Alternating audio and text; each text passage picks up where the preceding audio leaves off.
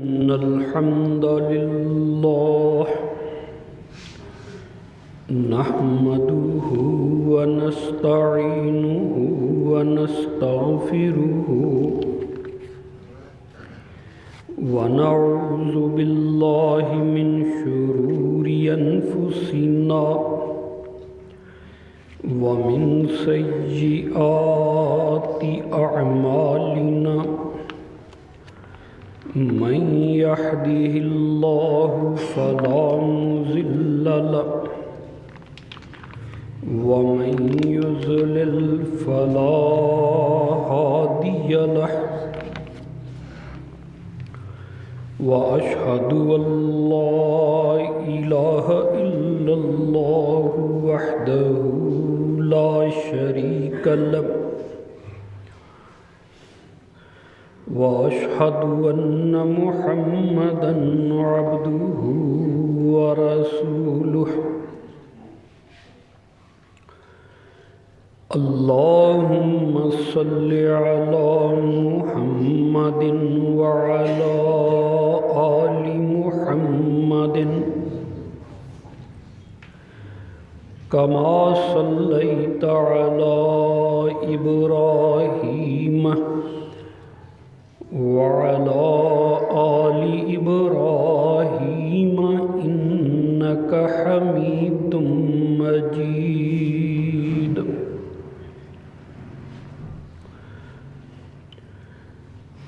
اللهم بارك على محمد وعلى آل محمد كما باركت على إبراهيم وعلى آل إبراهيم إنك حميد مجيد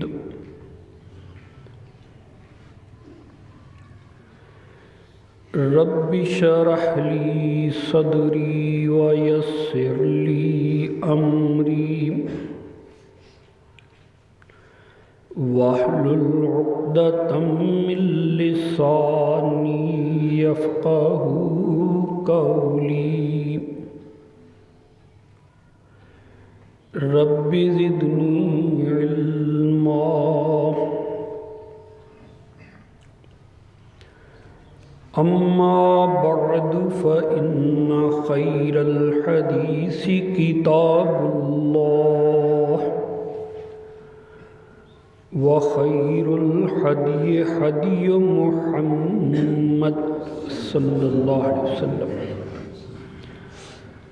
وشر الأمور محدثاتها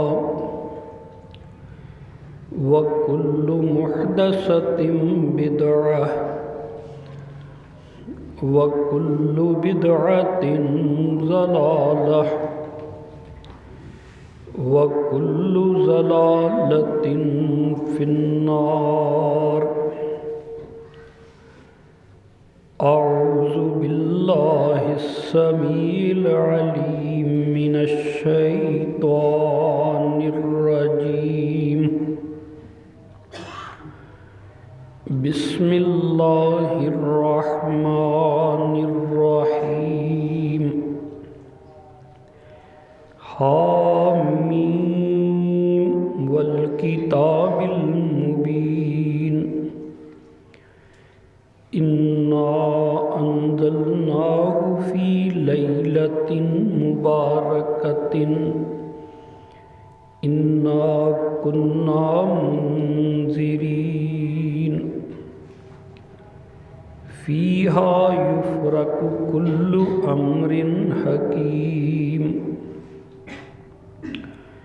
أمرا من عندنا إنا كنا مرسلين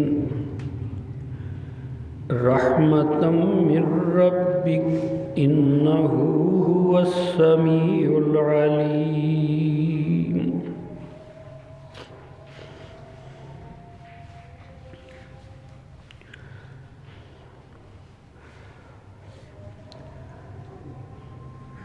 تسبیح و تمجید کے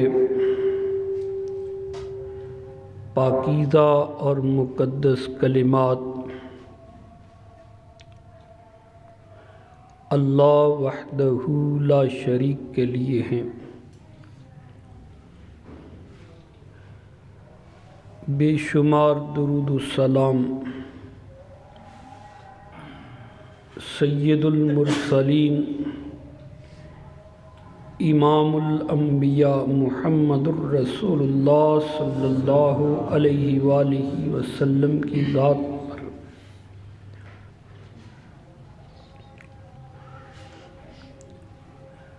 شعبان کا مہینہ ہے، اسلامی مہینوں میں اس کا 8واں نمبر ہے۔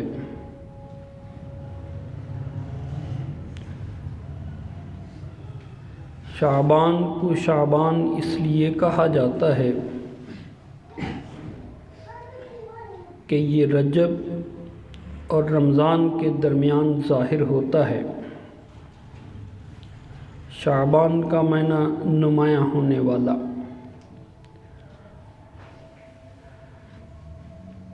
اس مہینے کو رسول کریم صلی اللہ علیہ وسلم خصوصی توجہ عطا فرماتے تھے۔ اس کے دنوں کو گنتے اور نفلی روزے اس مہینے میں کثرت کے ساتھ رکھتے۔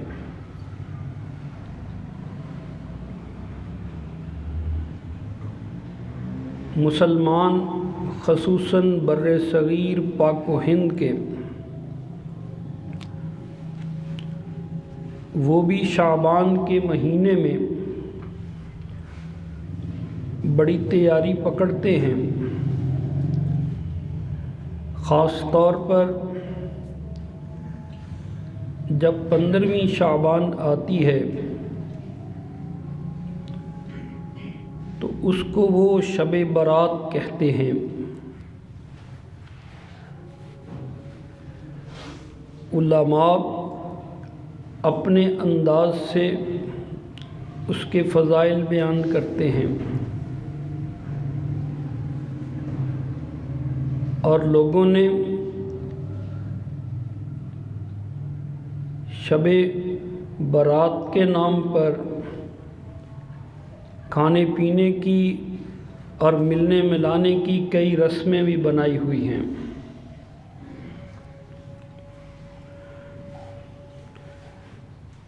اب تو بات بڑھ گئی ہے،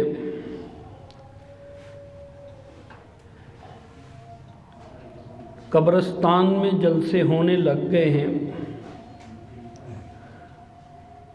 بڑے بڑے اشتہارات اور فلیکس کے اوپر لوگوں کو شرکت کی دعوت دی جاتی ہے۔ قبرستان جگمگ کرتا ہے، وہاں محفل برپا کی جاتی ہے، لوگ لنگر بانٹتے ہیں، بلکہ دوسرے لوگوں سے لنگر کے لیے چندہ اکٹھا کرتے ہیں۔ عقیدہ یہ رکھا جاتا ہے اس رات تقدیر کے فیصلے ہوتے ہیں اور جو بندہ اس رات کو منا لے گا اس کی مغفرت ہوتی ہے، پورے سال کے گناہ معاف ہو جاتے ہیں۔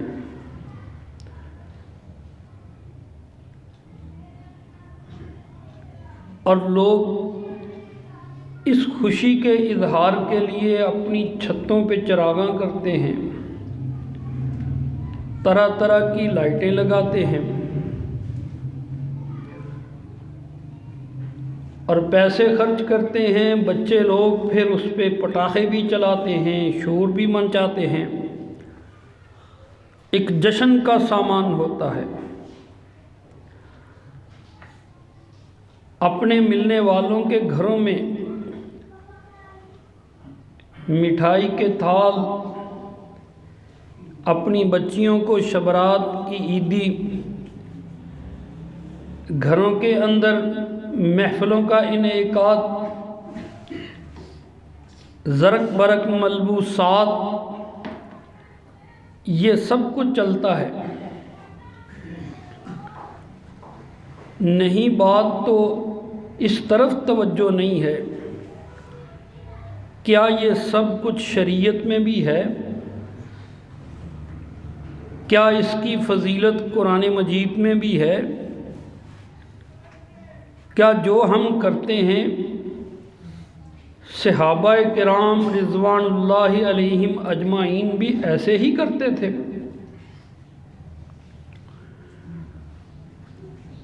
رسول اللہ صلی اللہ علیہ وآلہ وسلم کے صحابہ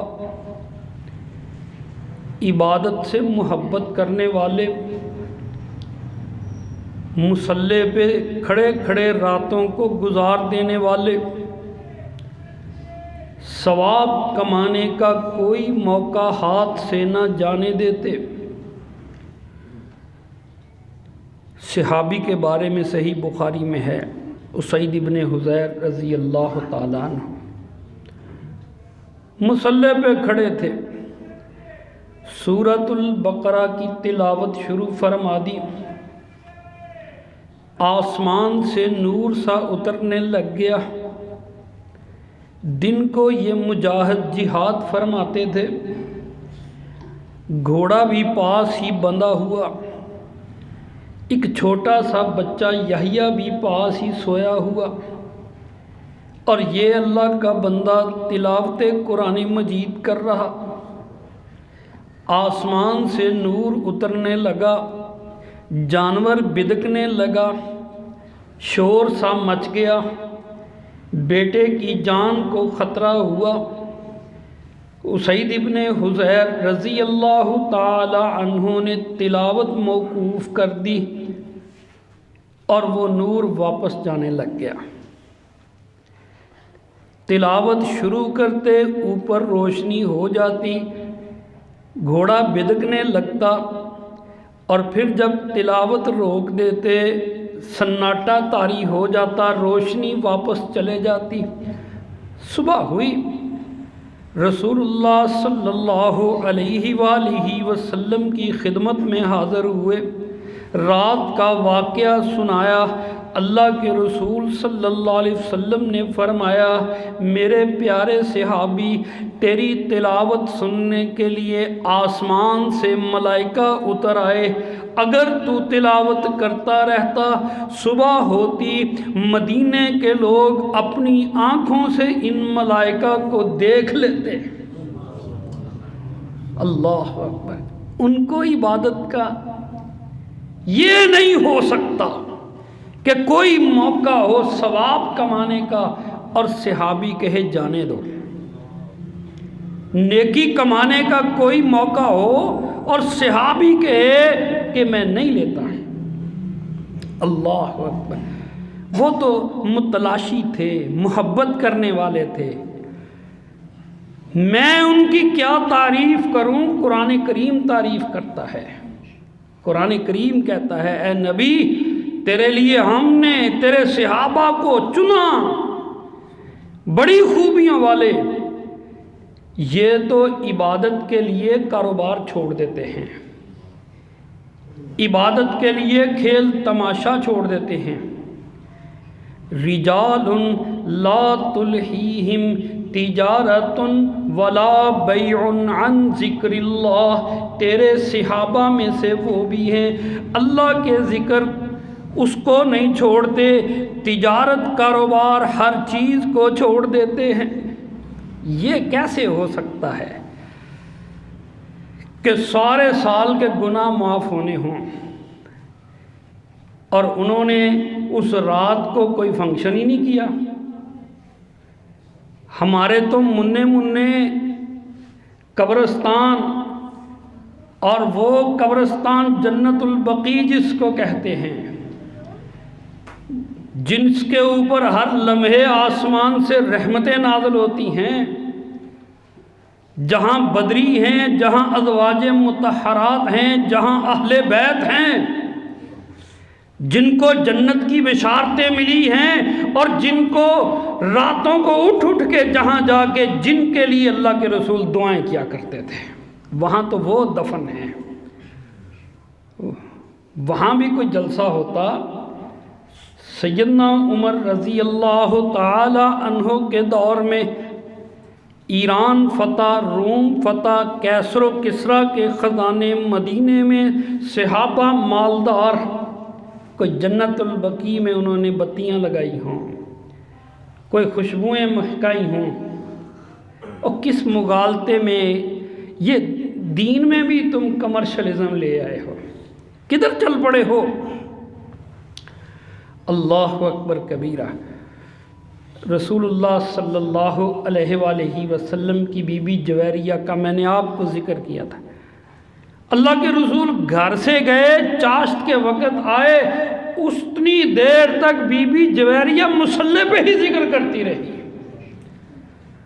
خود رسول کریم صلی اللہ علیہ وسلم ان کو بتایا کرتے تھے، او اللہ والو، اللہ تو قرآن مجید میں کہتا ہے اے محمد صلی اللہ علیہ وسلم، تیرے صحابی وہ ہیں جن کی پیشانیوں کے اوپر سجدے کے نشانات ہیں۔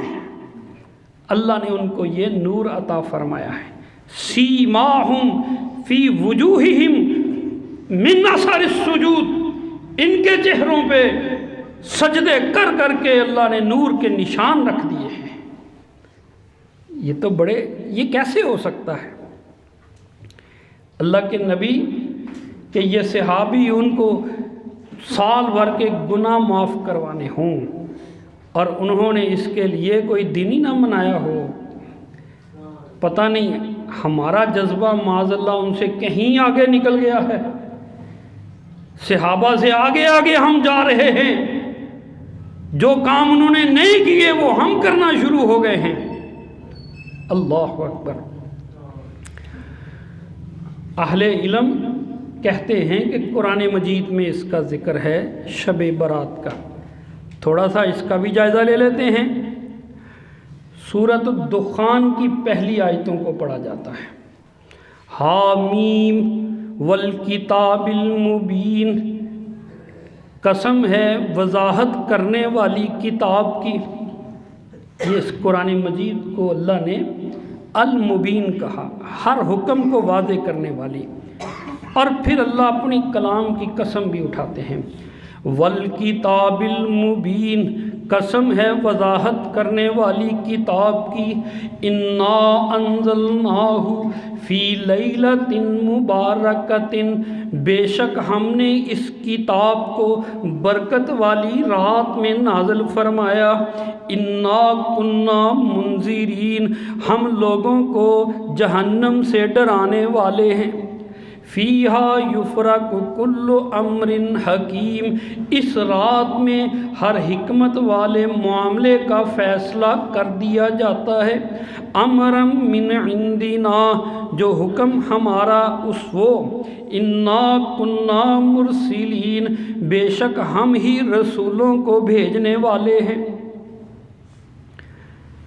تین چیزوں کا اس سورت مبارکہ کی ان آیتوں میں ذکر ہے۔ شب برات کی فضیلت میں یہی پڑھی جاتی ہے آیت۔ پہلی بات، اللہ احکام الحاکمین فرماتے ہیں یہ رات برکت والی ہے، لیلۃ مبارکۃ۔ دوسری بات اللہ فرماتے ہیں انا انزلناہ، اس رات میں ہم نے قرآن اتارا ہے، اور تیسری بات فیہا یفرق کل امر حکیم، اس رات میں مقدر کے فیصلے ہوتے ہیں۔ تین باتیں۔ اب آئیے دوسری طرف، سورۃ القدر کو پڑھیے، 30واں پارہ، آخری ربع وہاں ہوتا ہے، اللہ احکام الحاکمین فرماتے ہیں انا انزلناہ فی لیلۃ القدر وما ادراک ما لیلۃ القدر لیلۃ القدر خیر من الف شہر تنزل الملائکۃ والروح فیہا بإذن ربہم من کل امر سلام ہی حتی مطلع الفجر۔ وہاں بھی اللہ نے انہی 3 باتوں کا ذکر فرمایا۔ پہلی بات یہ عزت والی رات، یہاں فرمایا برکت والی رات ہے۔ دوسری بات وہاں فرمائی انا انزلناہ، ہم نے اس قرآن کو اس رات میں نازل فرمایا۔ یہاں بھی یہی فرمایا کہ ہم نے اس قرآن کو نازل فرمایا۔ تیسری بات اللہ نے وہاں بھی فرمائی قدر یہ تقدیر والی رات، تنزل الملائکۃ والروح فیہا من کل امر، من کل امر، من کل امر، اللہ اس رات میں ہر حکم دے کے ملائکہ اور فرشتوں کو نازل فرماتے ہیں۔ یہاں بھی یہی فرمایا فیہا یفرق کل امر حکیم، وہاں بھی امر یہاں بھی امر۔ اور بھائی سمجھیے قرآن کریم کی تفسیر کرنے کا سب سے بہترین طریقہ کیا ہے کہ خود قرآن اپنا مطلب بیان فرمائے، ایک آیت دوسری آیت کا مطلب بتائے، اور جو قرآن کریم کی سورۃ الدخان نے کہا وہی سورۃ القدر نے کہا۔ ساری امت اس بات پہ متفق کہ قرآن کریم رمضان میں نازل ہوا، جو انکار کرے وہ کافر، اس لیے کہ یہ فیصلہ اللہ تعالیٰ نے فرمایا شہر رمضان الذی انزل فیہ القرآن، ساری امت قرآن کے اس فیصلے پہ متفق کہ رمضان میں قرآن نازل ہوا، اور یہی بات سورۃ الدخان میں اور یہی بات سورۃ القدر میں۔ تو یہ آیت اور وہ آیت دونوں بتاتی ہیں رمضان المبارک کی فضیلت، جس میں اس رات میں قرآن نازل ہوا۔ او بھائی یہ شعبان کا ذکر قرآن میں کہاں سے نکال لیا آپ نے؟ شعبان کا تو کوئی ذکر نہیں ہے اس سے، یہ تو یہاں لیلۃ القدر کا ذکر ہے، جس کو اللہ لیلۃ المبارکۃ کہتے ہیں، برکت والی رات۔ آپ اس کو شب برات بنا لیں۔ یہ جو شب برات کا لفظ ہے یہ نہ قرآن کریم میں ہے نہ حدیث میں ہے، یہ لفظ ہی فارسی کا ہے، اور دین تو ہمارا سارے کا سارا عربی زبان میں ہے۔ بات کو سمجھیے، اللہ اکبر۔ اور خود ہمیں رسول کریم صلی اللہ علیہ وسلم نے فرمایا ہے کہ لیلۃ القدر جو ہے رمضان کی آخری 10 دنوں کی طاق راتوں میں سے کوئی ایک رات ہے۔ اور نزول قرآن کا مطلب یہ ہے کہ قرآن لیلۃ القدر میں نازل ہونا شروع ہوا۔ اللہ اکبر کبیرہ۔ رسول اللہ صلی اللہ علیہ وآلہ وسلم کی طرف سے شب برات کی فضیلت میں کوئی صحیح حدیث موجود نہیں۔ 2 حدیثیں بیان کی جاتی ہیں۔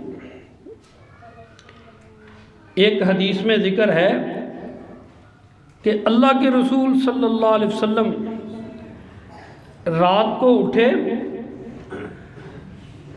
اور چپکے سے جنت البقیع چلے گئے، بقیع الغرقد کے قبرستان میں۔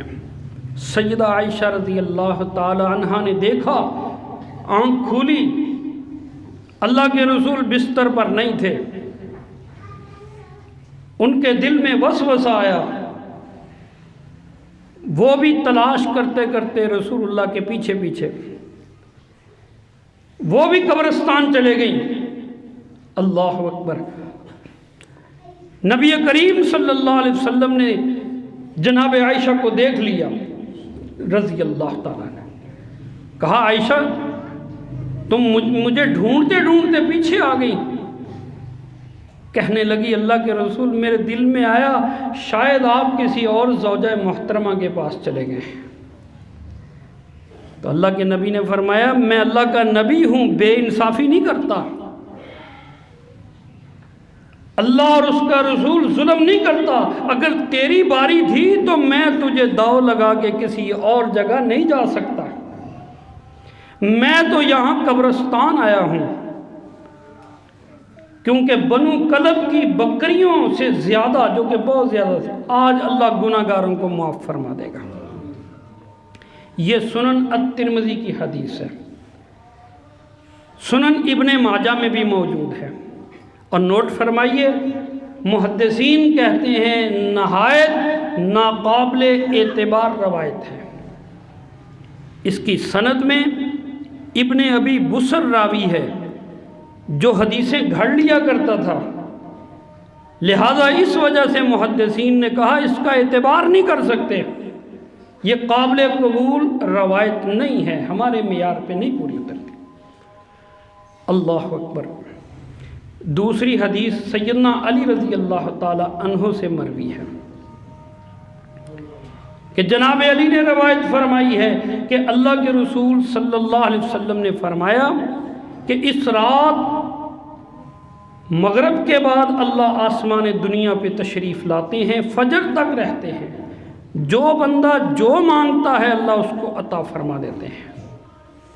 یہ روایت بھی سنن ابن ماجہ میں موجود ہے، اور اس روایت کی سلسلہ سند میں بھی حجاج ابن ارطاط راوی ہے جس کو محدثین نے ناقابل قبول فرمایا ہے، قابل قبول نہیں ہے۔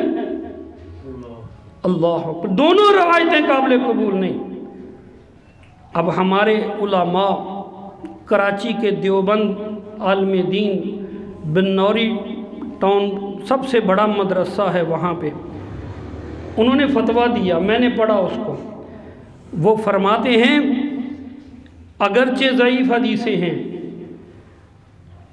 لیکن اس سے ایک بات ثابت ہوتی ہے، یہ علماء نے، دیوبند کے علماء نے لکھا کہ اللہ کے رسول اگر گئے بھی ہیں تو اکیلے گئے ہیں، جناب عائشہ کو بتائے بغیر گئے ہیں، اور یہ جو آپ ہر سال کے بعد اس کو منانے کے چکر میں پڑ گئے ہو یہ غلط ہے۔ یہ جو اللہ کے رسول گئے چھپ کے جا کے دعا فرمائی ہے، آپ نے باقی صحابہ کو بھی نہیں بتایا، ان کو ساتھ بھی نہیں لیا، اور آپ تو جلسہ کرنے لگ گئے ہو، آپ تو بینر لگوانے لگ گئے ہو، آپ تو فلیکسیں لگوانے لگ گئے ہو، آپ تو چراغاں کر کے وہاں محفل، یہ سب جائز نہیں ہے۔ اللہ اکبر۔ اہل حدیث علماء تو کہتے ہیں روایتیں ہی ضعیف ہیں، اور دیوبندی علماء کہتے ہیں بھائی اگر کرنا ہی ہے تو روزہ رکھ لو، آپ اٹھ کے رات کو چپکے سے دعا کر دو جیسے اللہ کے نبی نے کی ہے، اس کو جشن نہ بناؤ، اس کو عید نہ بناؤ، یہ اللہ کے نبی نے نہیں بنائی ہے۔ اللہ اکبر۔ پھر ایک اور حوالہ دیا جاتا ہے کہ اس رات کو عبادت کرنی ہے، 100 رکعت نماز، ہر رکعت میں 11 دفعہ سورۃ الاخلاص۔ علامہ زبیدی لکھتے ہیں کہ یہ بدعت ہے، کسی قرآن کی آیت سے کسی حدیث سے ثابت نہیں، لوگوں کو اکٹھا کر کے جماعت کرانا۔ اور محدثین لکھتے ہیں اللہ کے نبی صلی اللہ علیہ وآلہ وسلم نے نفلوں کی جماعت کروانے سے ویسے ہی نہیں اجازت دی ہے، صرف 3 مقام پر نفل کی جماعت کروائی جا سکتی ہے، ایک تراویح کی جماعت، ایک گرہن کی جماعت، اور ایک عید کی نماز کی جماعت۔ ہر دفعہ نفل کی جماعت نہیں کرواتے، ایسا ہوتا تو ہم زور کی سنتوں کی بھی جماعت کروا لیتے ہیں، مغرب کی سنتوں کی بھی جماعت کروا لیتے ہیں، اور بھی جماعتیں کرواتے رہتے ہیں، مگر رسول اللہ صلی اللہ علیہ وآلہ وسلم سے ہر موقع پہ ایسے ثابت نہیں۔ اور منع فرمایا گیا، حکم دیا گیا کہ جماعت کے لیے اعلان کرنا صرف فرض نماز کے لیے جائز ہے۔ اذان اللہ نے فرض نمازوں کے لیے رکھی ہے۔ ایک تو ہمارے لوگ کبھی بارش روکنے کے لیے اذانیں دینا شروع کر دیتے ہیں، اور کبھی حکمرانوں کو بد دعائیں دینے کے لیے اذانیں دینا شروع کر دیتے ہیں، کبھی احتجاج کرنے کے لیے اذانیں دینا شروع کر دیتے ہیں۔ بھئی اذان ان کاموں کے لیے نہیں ہے، اذان صرف اللہ تعالیٰ نے فرض نماز کی ادائیگی کے لیے رکھی ہے، لوگوں کو بلاوا ہے۔ اور یہ جو نفلی یا شب رات کے موقع پر یہ جو لوگوں کو اکٹھا کرنے کے لیے دعوت دینا، یہ جو پکارنا اور یہ جو سپیکر کھول کھول کے بلانا، اس کی شریعت میں کوئی گنجائش نہیں ہے۔ بات سمجھنے کی ہے۔ رسول کریم صلی اللہ علیہ وآلہ وسلم اس مہینے میں نفلی روزے رکھا کرتے ہیں۔ سیدہ عائشہ رضی اللہ تعالی عنہ فرماتی ہیں، صحیح بخاری کے یہ لفظ ہیں، جو کرنے والے کام ہیں وہ تو کرتے نہیں ہیں۔ اللہ کے رسول صلی اللہ علیہ وسلم صرف ایک مہینہ ایسا جب مکمل مہینے کے روزے رکھتے، وہ رمضان کا مہینہ، کوئی دن روزے کے بغیر نہ ہوتا۔ اور پھر عام روٹین میں آپ کی روٹین تھی کہ سوموار اور جمعرات کا روزہ رکھتے ہیں، اور اس کے بعد نفلی روزے جس مہینے سب سے زیادہ رکھتے وہ شعبان کا مہینہ ہوتا تھا، نفلی روزے زیادہ رکھنے سے۔ اور رسول اللہ صلی اللہ علیہ وآلہ وسلم یہ بھی فرماتے کہ بے شک شعبان میں زیادہ روزے رکھو، لیکن آخر پہ روزے نہ رکھو، ملا کے نہیں روزہ رکھنا۔ 30 شعبان کو یکم رمضان کے ساتھ نہیں ملانا، 29 شعبان اگر مہینہ ہو رہا ہے تو پھر بھی رمضان کے ساتھ نہیں ملانا۔ رمضان سے ایک دن پہلے نفلی روزے رکھنے بند کر دو تاکہ ساتھ نہ ملے۔ اللہ کے نبی صلی اللہ علیہ وسلم اس مہینے کے دنوں کو گنا کرتے، رات کو چاند کو ذہن میں رکھتے، روز مشاہدہ فرماتے۔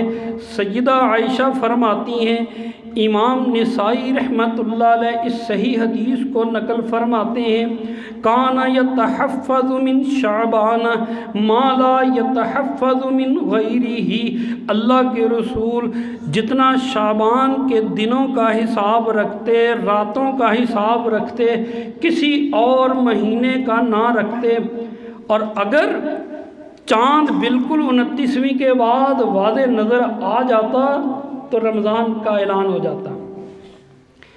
فَإِنْ غُمَّ عَلَيْهِ، اور اگر بادل ہوتے، آسمان صاف نہ ہوتا، چاند نظر نہ آتا، اللہ کے رسول عد ثلاثین، آپ فرماتے کہ شعبان کے 30 روزے پورے کرو، شعبان کے 30 دن پورے کرو۔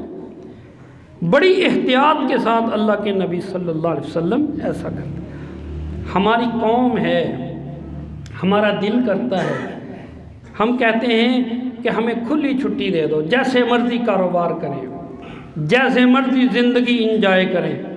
مولوی صاحب بس سال کے بعد ہمیں ایک ایسا شارٹ کٹ بتا دو کہ وہ کریں، پچھلے سارے گناہ معاف ہو جائیں۔ یہ طریقہ دین کا نہیں ہے۔ اللہ نے تو قرآن مجید میں فرمایا تم پورے کے پورے دین میں داخل ہو جاؤ۔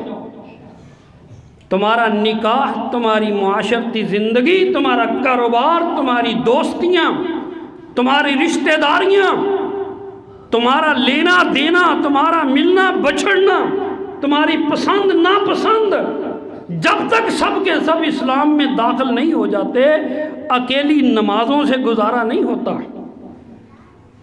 ادخلوا فی السلم کافہ، پورے کے پورے اسلام میں داخل ہو جاؤ۔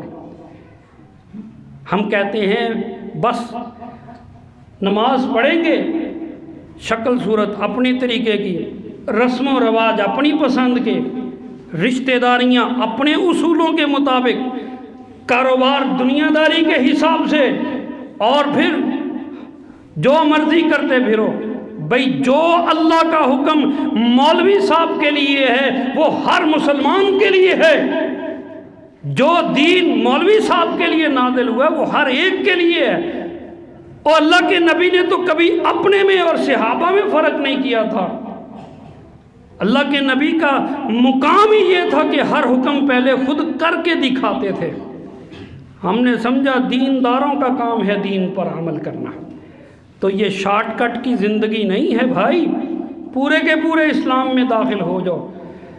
کوئی کہتا ہے بس ایک رات ہو، اور وہ بھی عبادت کی بجائے ہلے گلے میں جشن میں گزار دیں۔ ہندوؤں کے ساتھ رہتے رہتے ہمارا کچھ مزاج بھی بگڑا ہے۔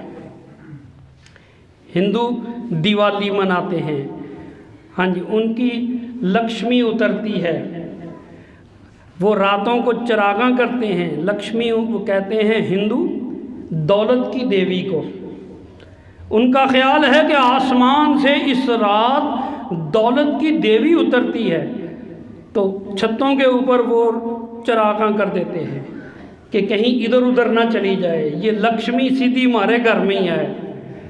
اس کو وہ کاشن دیتے ہیں کہ بی بی سیدھی ادھر آ۔ ہم بھی بڑے عرصے تک ان کے ساتھ رہے، ہمارے مزاج میں بھی ہندوؤں والی باتیں آ گئی، ہم نے بھی مقابلے پہ ایک دن رکھ لیا، پھر ہم بھی لائٹیں لگاتے ہیں وہ جو چائنا کی مہربانی سے، پھر ہم بھی چراغاں کرتے ہیں، اور پھر ہم بھی کہتے ہیں کہ جناب اس رات ہمارے اوپر بھی بڑا۔ بھئی یہ سارے شارٹ کٹ کے طریقے نہیں ہیں۔ عبادت کرو، اللہ تو ایک آنسو سے ہی سارے گناہ معاف کر دیتا ہے۔ ذرا دل سے تو توبہ کر کے دیکھو، کسی کی نکالی میں جینا کیا ہے؟ اپنے دین کے اوپر تو عمل کرو۔ آپ صرف ایک رات کا کہتے ہو سیدنا علی کا کہ آسمان سے اللہ آتا ہے، اور صحیح مسلم کی حدیث پڑھو، اللہ فرماتے ہیں میں ہر رات اپنے بندے مومن کی توبہ کا منتظر رہتا ہوں، وہ مجھ سے توبہ کرے تو صحیح، اور دل سے آنسو بہا، زمین پہ قطرہ بعد میں گرے گا، اللہ مغفرت پہلے فرما دے گا۔ یہاں تو سب کچھ سستے میں ملنے کی توقع ہے، دل سے اللہ کے آگے کوئی شرمندہ ہی نہیں ہوتا ہے۔ اللہ اکبر، جدھر دین لے جاتا ہے ہمیں ادھر جانا چاہیے۔ میرے بھائی یہ مہینہ ہے تیاری کا، رمضان کی تیاری کا، اس میں رمضان کی تیاری کریں، اور میری بات یاد رکھیں، دین نے ہمیں اصول دیا ہے کہ عبادت کی تیاری کے لیے وقت لگانا بھی عبادت کا حصہ ہوتا ہے۔ اگر ہم روزے کے لیے تیار کرتے ہیں نا اپنے آپ کو شعبان میں، تو یہ اجر ابھی سے لکھا جائے گا۔ اگر ہم نماز کے لیے 15 منٹ پہلے وضو کرتے ہیں تو اجر وہ 15 منٹ پہلے ہی لکھا جانے لگ جاتا ہے۔ یہ رسول کریم صلی اللہ علیہ وسلم نے فرمایا ہے۔ عن ابی ہریرہ رضی اللہ تعالی عنہ قال قال رسول اللہ صلی اللہ علیہ وآلہ وسلم الا ادلکم علی ما یمحو اللہ بہن الخطایا ویرفع بہ الدرجات۔ اللہ کے رسول صلی اللہ علیہ وسلم نے فرمایا، میری امت کے لوگوں، کیا میں تم کو وہ کام نہ بتاؤں جن کے کرنے سے اللہ گناہوں کو مٹا دیتا ہے اور تمہارے درجے بلند فرما دیتا ہے؟ صحابہ نے عرض کی کیوں نہیں؟ رسول کریم صلی اللہ علیہ وسلم نے فرمایا، پہلا کام یہ ہے اسباغ الوضوء علی المکارہ، دل نہ بھی کرتا ہو صحیح صحیح وضو کرنا۔ پہلا کام کیا ہے؟ سردی ہے، پانی ٹھنڈا ہے، پھر بھی سنت کے مطابق وضو کرنا صحیح طریقے سے، گناہوں کو مٹانے والا، درجات کو بلند فرمانے والا کام۔ اور دوسرا فرمایا وَإِنْتِظَارُ الصَّلَاةِ إِلَى الصَّلَاةِ، ایک نماز کے بعد دوسری نماز کا انتظار کرتے رہنا۔ ظہر پڑھ لی عصر کا ذہن میں، عصر پڑھ لی مغرب کا ذہن میں، مغرب پڑھ لی عشاء کا ذہن میں، عشاء پڑھ لی فجر کا ذہن میں، ہر وقت پیشانی سجدے کے لیے بے قرار۔ فرمایا فذالکم الرباط، فذالکم الرباط، یہ ایسے ہی ہے جیسے کسی مجاہد نے دشمن کے مقابلے میں مورچہ ڈال دیا، چھاؤنی ڈال دی، جب دشمن آئے گا حملہ کر دوں گا۔ شیطان کے مقابلے میں باوضو رہنے والا، نماز کے انتظار میں جینے والا، اس نے بھی اپنے آپ کو مورچے میں رکھ لیا، ہر لمحے اللہ کی رحمت میں درجے بلند اور گناہ معاف ہو رہے ہیں۔ انتظار جو ہے دین کے کام کے لیے انتظار کرنا، یہ بڑے اجر کا کام ہے۔ تو ہم لوگ شعبان میں انتظار کرتے ہیں، نیک لوگ ہیں، کوئی زکوٰۃ کا حساب کر رہا ہے، کوئی صدقہ خیرات کی پلاننگ کر رہا ہے، کوئی نفلی روزے رکھ رہا ہے،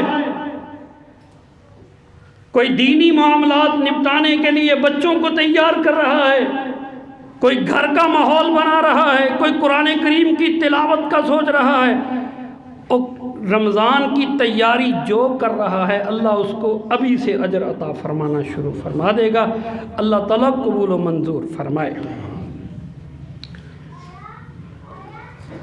2 منٹ ہیں آپ کی اجازت سے، وہ میں نے پچھلے جمعہ وعدہ کیا تھا کچھ سوالوں کے جوابات دینے کا۔ بھائی یہ ایک سوالوں میں سے پہلا سوال ہے کہ گورنمنٹ جو پیسہ سود پر اکٹھا کرتی ہے ٹیکس کی مد میں، وہ تمام سرکاری محکموں سے ملازموں کو تنخواہ دیتی ہے۔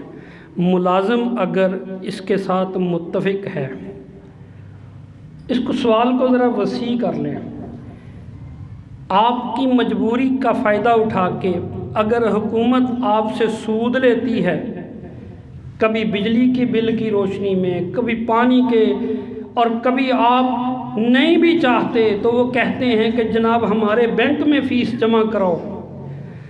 جہاں ہم لوگوں کو مجبور کر کے حکومت سودی معاملات میں مبتلا کرتی ہے، وہاں مجبور کے لیے گناہ نہیں ہے، وہ حکومت اللہ کے ہاں جواب دہ ہے۔ اور ہم لوگ تو دعا مانگتے ہیں کہ یا اللہ ہمیں اسلامی حکمران عطا فرما۔ ہمارا تو دل اس وقت خوش ہو گیا تھا جب سپریم کورٹ نے کہا تھا کہ اس ملک میں سود نہیں ہونا چاہیے، وفاقی شرعی عدالت نے کہا تھا۔ یہ تو پتہ نہیں حکومت کی کیا مجبوری تھی کہ وہ اس نے جا کے سپریم کورٹ میں اپیل کر دی کہ جناب سود بحال کرو۔ اچھا جی، دوسرا اس میں سوال یہ ہے کہ کیا سرکاری ملازم ریٹائر ہونے کے بعد پینشن لے سکتا ہے؟ ابھی تک فقہ جعفری والے، فقہ حنفی والے، بریلوی علماء، اہل حدیث علماء، کسی عالم نے بھی اس کو ناجائز قرار نہیں دیا۔ ایک معاہدہ ہے حکومت سے، صرف حکومت ہی نہیں، پرائیویٹ، اب تو سعودیہ والے جو علماء ادھر ہیں، سعودیہ والے بھی ان کو پینشن دیتے ہیں، شاید آپ کو نہیں پتہ۔ گورنمنٹ کہتی ہے 30 سال آپ ہمیں خدمت کریں، پھر 4-5 سال ہم آپ کو فی سبیل اللہ تعاون کریں گے۔ میرے بھائی یہ تو بوڑھے لوگوں کے ساتھ ایک فلاحی ریاست کو ویسے بھی اچھا سلوک کرنا چاہیے تاکہ وہ کسی کی محتاجگی کے ساتھ زندگی بسر نہ کریں۔ جنہوں نے اپنی جوانی دی ہے، جنہوں نے اپنی قابلیت دی ہے، جنہوں نے اپنی خدمات دی ہیں، اگر کوئی ریاست ان کو بڑھاپے میں سہارا دیتی ہے تو یہ کوئی بری بات نہیں ہے۔ اچھا جی، ایک اور سوال ہے کہ ایک عورت، اس کو طلاق ہو گئی، اس نے عدت پوری نہیں کی اور وہ کسی اور سے نکاح کر لیتی ہے تو کیا یہ جائز ہے؟ بھائی کیسے جائز ہو سکتی ہے؟ کوئی مذہب، مسلک، چاہے وہ کسی بھی ہے، سنی ہے، شیعہ ہے، اہل حدیث ہے، کوئی بھی، اللہ کا حکم ہے، ہم کیسے اس کو جائز کہہ سکتے ہیں؟ بڑا کرے چھوٹا کرے، عدت میں کسی عورت کے ساتھ بھی نکاح کرے، وہ جائز نہیں ہے۔ اچھا جی، قسطوں پر چیز لینی جائز ہے یا نہیں جائز؟ اس میں تفصیل ہے کچھ اس معاملے کی، کبھی تو یہ جائز ہے اور کبھی یہ جائز نہیں ہے۔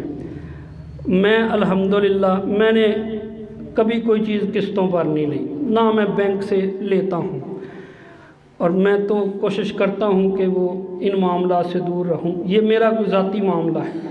بہرحال جہاں سود کا معاملہ ہو وہاں قسطوں پر چیزیں لینا جائز نہیں ہے۔ اگر کوئی بغیر سود کے آپ کو قسطوں پہ سودا دے رہا ہے تو لے لیں، جیسے کوئی موٹر سائیکل دیتا ہے، وہ کہتا ہے نقد لو، قسطوں پہ لو، قیمت اتنی ہی ہے، اپنی سہولت کے لیے آپ لیتے ہیں۔ تو اگر آپ کو کوئی کہے گاڑی لے لو، یہ 20 لاکھ کی گاڑی ہے، لیکن اگر آپ ہمیں 20% سود دیں تو ہم 5 سال کی قسطیں کر دیتے ہیں، پھر یہ ٹھیک نہیں ہے، بچنا چاہیے۔ ایک اور سوال یہاں پہ ہے کہ کیا بیمہ اور انشورنس وغیرہ بھی سود کے زمرے میں ہیں؟ یہ جو ہمارے کئی دیوبندی علماء خاص طور پر انہوں نے تکافل کے نام پہ اس کے جواز کی بات کی ہے، لیکن ابھی تک کوئی واضح نہیں ہے، یہ مشکوک سا معاملہ ہے۔ میں تو سمجھتا ہوں کہ ہمیں جب ہمارا مشکوک چیزوں کے بغیر گزارا ہو رہا ہے تو ہمیں بھی یہ بیمہ اور انشورنس وغیرہ کے معاملات سے دور رہنا چاہیے۔ اللہ تعالیٰ سب کو ہدایت عطا فرمائے۔ ایک اور اپیل ہے کہ میرے بھائی مسجد کے لیے چندے